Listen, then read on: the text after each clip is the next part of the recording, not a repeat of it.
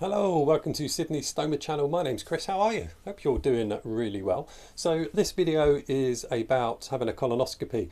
The difference with this colonoscopy is it's going to be going through my stoma. If you follow my channel, you know that I've had my rectum removed.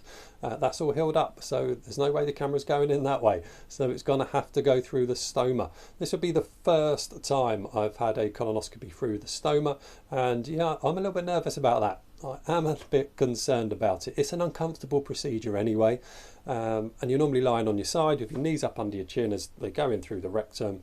Whereas this time I don't know where I'm going to be laying, how I'm going to be situated, and seeing that camera going into my stomach is going to be, or into my stoma, is going to be a strange experience.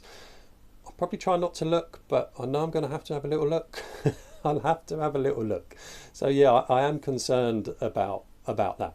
So there's going to be three parts to this colonoscopy through the stoma series, if you like. So the first part, I'm going to talk to you about the preparation that you've got to do, and one of the preparations that I've made for having the colonoscopy. Now, with having a colonoscopy, you have to do what's known as bowel preparation, which means you've got to clear your bowels out, which at the moment isn't a bad thing for me because mine are really blocked, and that's the reason we're going through this procedure. So it's been going on for about a year on and off, where I've been getting a lot of pain in my right hand side where the terminal ileum and the large intestine meet. So where the small intestine meets the large intestine, that's known as the terminal ileum, and I've had a lot of pain there. I have had a resection there in the past where they've had to cut a little bit out and reattach it because it developed what's known as a stricture. So basically the intestine kind of shrinks down, which then stops poo being able to get through, causes a significant amount of pain and discomfort. The intestines can swell up because they're getting so blocked. That then can put pressure on other organs, causing more pain. So we think my Crohn's is inflamed, we think I've probably got a stricture, and along with that I also know that my Crohn's is unhappy because I've also got really bad fatigue at the moment.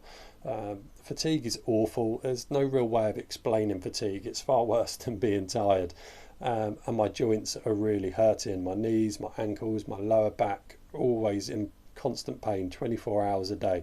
So I had some blood tests done and a poo sample taken, and that was all normal, but that's not unusual for my blood test to always say normal when there's something going on. So I saw my surgeon and she said, right, we'll have to do a colonoscopy. I was like, yeah, I'm all for that.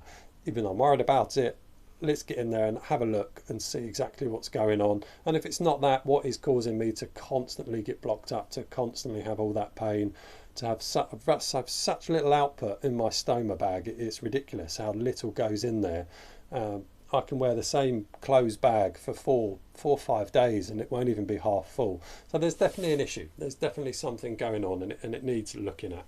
So with any colonoscopy, you have to go through a bowel prep procedure. So I've been sent this pack of Plenvu, which will flush me out.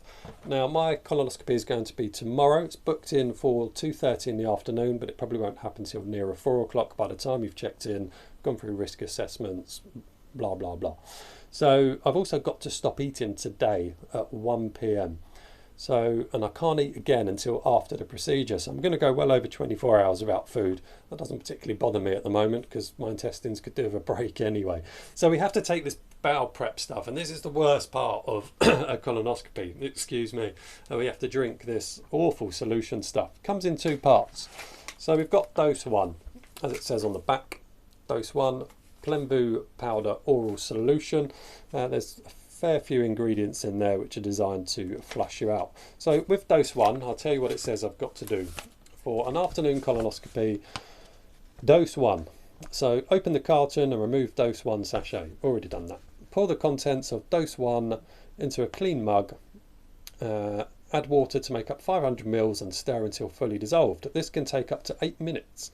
Drink this over about 30 minutes, approximately 1 glass every 10 to 15 minutes, and then drink a further 500 ml of water over the next 30 minutes. I guess that's to help flush it all the way through. You will then start to have frequent bowel movements within an hour of starting Plenvu. Expect to go to the toilet between 12 to 15 times during your bowel preparation.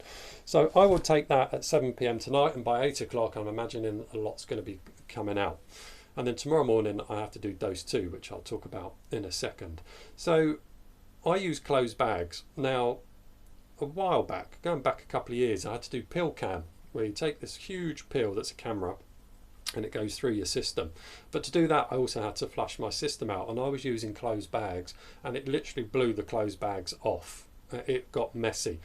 I do expect this to get messy, but to try and reduce that messiness, I spoke to my stoma team and asked them to send me some drainable bags. It's got to help, because like I say, the closed bags just got blown off and it got very, very messy. So yeah, there's a drainable bag. These work by undoing these tabs, rolling that out, pop it open, and then you can drain over a toilet. One of the issues I have at the moment is another sign that my body's not happy is the skin around my stoma is quite sore, which can affect the adhesion of the bags. So thought I'd go prep myself a little bit by ordering some drainable bags, but I've got a funny feeling it could get messy. It could get messy. So part 2 will be a little bit about the bags filling up, emptying them, how much is coming through. I'm not going to actually show you me emptying a bag into a toilet. Nobody wants to see that. But I will show you how full they're getting and how regularly they're filling up. I would do that in part 2. And then part 3 will be after the actual procedure itself. I will talk to you about how that procedure went. And then in a few weeks down the line, and hopefully I've had an update, I'll do a video about what their findings were. So yeah. So dose 2, forgot to mention dose 2.